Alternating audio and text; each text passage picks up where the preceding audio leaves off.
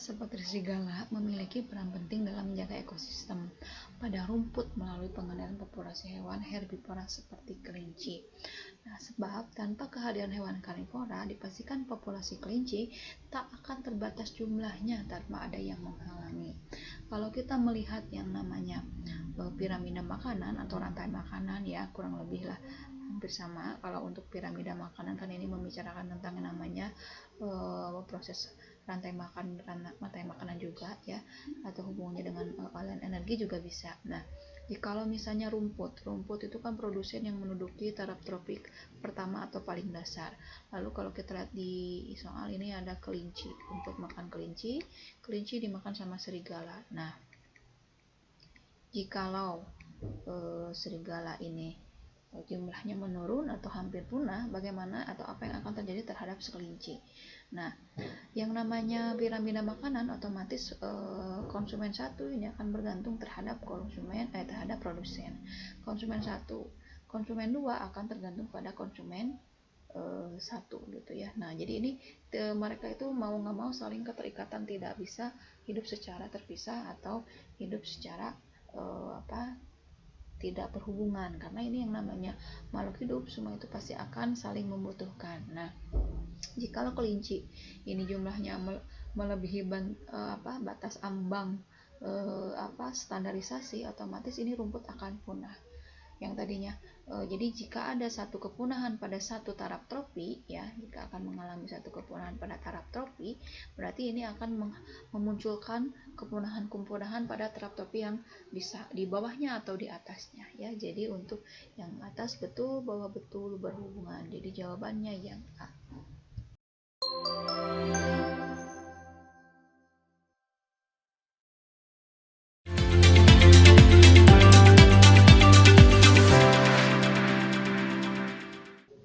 Semakin tua usia kehamilan, kadar hormon estrogen akan meningkat, sedangkan progesteron semakin sedikit. Sebab estrogen bersifat merangsang uterus untuk berkontraksi dan sebaliknya untuk progesteron. Nah, ini kita membicarakan kalau hormonal pada saat kehamilan ya. Nah, dari penurunan kadar progesteron ya, penurunan kadar progesteron ini akibat dari produksi estrogen. Jadi akibat dari produksi yang meningkat yaitu estrogen. Tentunya akibat yang kenapa progesteron menurun, karena efek dari estrogen yang meningkat menjelang masa kelahiran ya, menjelang masa kelahiran, yang berfungsi untuk menekan hormon progesteron. Jadi ini si estrogen ini meningkat untuk menekan hormon progesteron agar nantinya pada saat masa kelahiran gitu ya, progesteron dalam kadar sangat kecil tentunya ini akan mengakibatkan meluruhnya dinding rahim atau endometrium ya. Nah, akibat meluruhnya dinding rahim ini akan membantu mempermudah proses kelahiran ya. Nah, sedangkan kebalikannya pada kehamilan awal ya, kehamilan awal ini justru malah progesteron ini tinggi karena untuk mempertebal endometrium. Nah ya, jadi untuk saat kalau hamil muda itu implantasi penanaman embrionya ini lebih mudah, lebih sempurna. Nah, kalau secara untuk kelahiran ini terbalik ya, dindingnya meluruh agar mempermudah proses melahirkan ya. Itu untuk yang A ini memang betul, yang bawahnya estrogen bersifat merangsang uterus. Ini kan kehamilan tua ya. Justru untuk kontraksi, sedangkan progesteron sebaliknya. Justru untuk kontraksi itu yaitu progesteron yang kurang lebih yang tadi sudah dijelaskan. Jadi ini tidak tepat, betul salah ya. Ini betul salah, yaitu jawabannya yang C.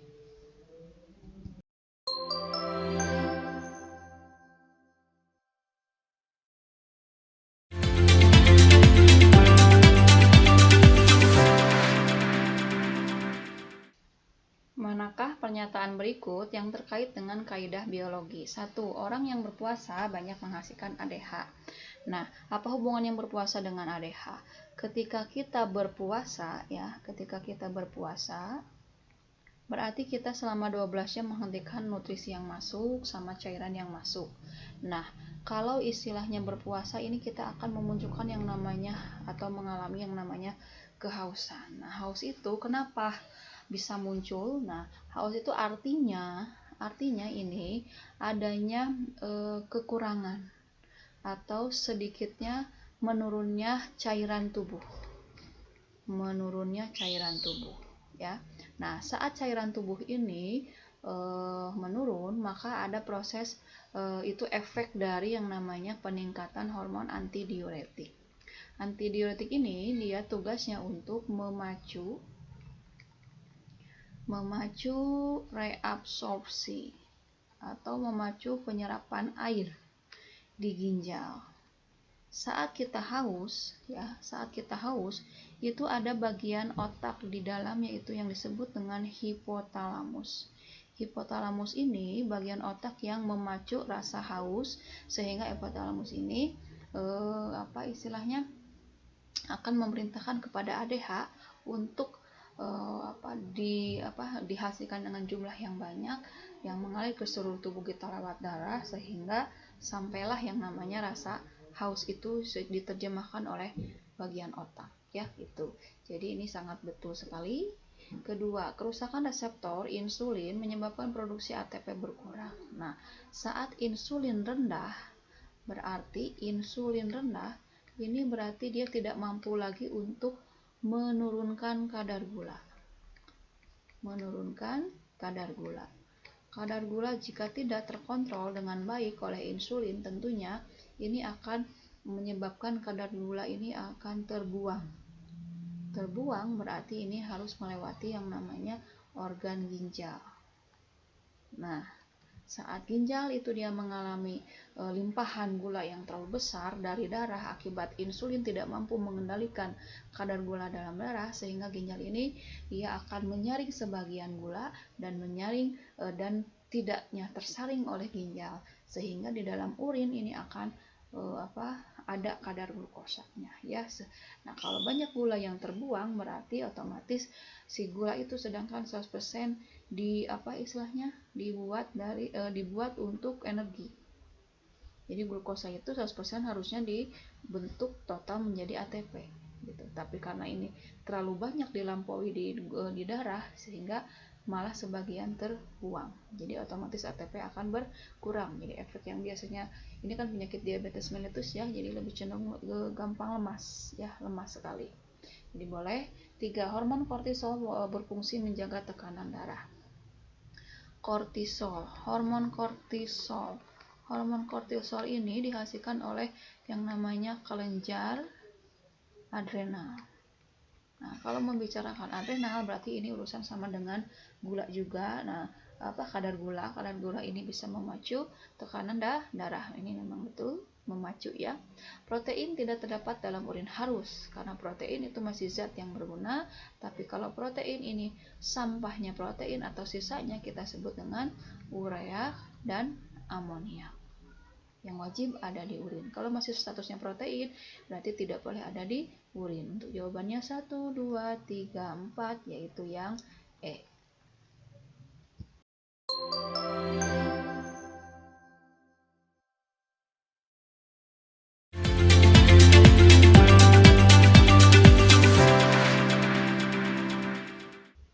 Perhatikan gambar profil sidik jari DNA dalam satu keluarga di atas. Manakah penjelasan berikut yang tepat yang berkaitan dengan gambar tersebut? Sekarang kita tandai maternal sama paternal ya. Jadi kalau istilah ibu itu maternal, kalau ayah itu paternal. Untuk pola DNA dari ibu ini bisa kalian lihat yang berwarna biru, kalau ayah yang agak orange ya gitu. Nah, kita bandingkan dulu anak ke-1. Anak ke-1 ini berarti ada mengikuti sedikit pola dari ibu ya, dari ibu. Yang biru kita fokus ke ibu dulu, ada 2 yang mirip. Kalau yang ayah juga sama, ada 2 mirip. Sisanya berarti dia memiliki pola tersendiri ya, variasi sendiri. Anak kedua ini berarti ada pola dari ayah saja, dari yang pink juga dari ayah ya, dari ayah. 1. Kalau untuk dari yang ibu ini ada pola 2 yang sama. Kalau untuk dari yang anak ketiga ini ada satu pola dari ayah yang sama, tiga malah ya, tiga dari ayah yang sama, dari ibu ada dua. Untuk anak keempat ini anak keempat ada dua pola dari ibu saja, dan dari ayah itu bahkan tidak ada ya. Oke. Itu untuk identifikasinya. Jadi profil pita DNA pada anak-anak bervariasi pastinya ya. Yang namanya perkawinan secara seksual ya, perkawinan secara seksual ini pasti selalu akan menghasilkan anak yang bervariasi. Artinya tidak akan sama dari induk jantan maupun betinanya secara genetis ya. Terus terdapat profil pita DNA khas pada masing-masing anak ya. Jadi profil pita DNA yang khas itu yaitu profil yang tidak sama dengan ke salah satu atau kedua orang tuanya ini ya, sebenarnya ke satu kosong, ini ada beberapa yang kosong, maksudnya yang berbeda dengan keduanya. Kalau ini juga sama, apalagi yang anak keempat itu sangat unik sekali. Variasi profil pita DNA dapat ditentukan berdasarkan maternal dan paternal. Iya, pastinya harus dilihat dari induk ya tentunya. Untuk yang 4, profil pita DNA ini pada anak laki-laki mengikuti DNA dari ayah. Dari anak laki-laki ini ada 2, dia mengikuti dari ayah apa dari ibu.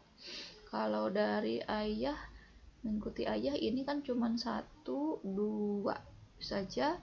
Dari ibu juga sama ada 2. Dari yang anak keempat malah ini enggak mirip sama sekali ya. Jadi ini kan pada anak laki berarti harus meliputi anak ketiga dan keempat, berarti ini tidak kurang cocok ya. Jadi untuk 1, 2, 3 ini masih masuk akal. Kalau yang 4 ini tidak cocok, jadi jawabannya yang A.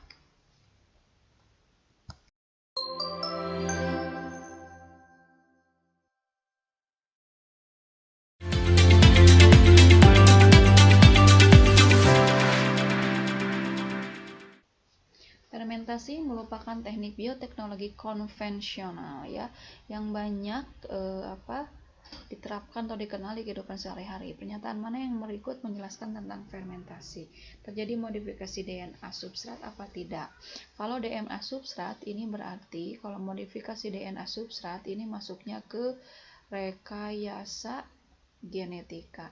Sedangkan rekayasa genetika ini salah satu teknik yang paling terkenal di bagian bioteknologi modern ya. Nah, jadi ini tidak masuk ke yang namanya konvensional. Mengurai senyawa kompleks menjadi senyawa sederhana pastinya. Contoh kita kalau ngomongin fermentasi berarti glukosa ini dipecah menjadi yang namanya asam pirufat. Asam pirufat ini akan dipecah lagi menjadi senyawa yang lebih sederhana. Tentunya ada yang dirubah menjadi yang namanya asam laktat, yaitu namanya fermentasi asam laktat. Ada yang diubah menjadi alkohol. Sebelum diubah menjadi alkohol, asam pirufat ini diubah menjadi yang namanya asetildehid dengan melepaskan satu karbon berupa CO2. Lalu asetildehid ini akan dihasilkan uraikan lagi menjadi yang namanya etanol. Nah, ini disebut dengan fermentasi alkohol. Jadi ini sangat betul. Kedua, tidak mengubah fisik. Iya, kalau fisik memang ini dia tidak mengubah. Kalau dari bahan kacang kedelai jadi tempe itu kan mengubah fisik. Terus seperti yogurt ya, yogurt itu kan dia warna dari susu biasa menjadi yogurt yang lebih kental, fisiknya dari encer jadi kental ya. Jadi ini kurang tepat.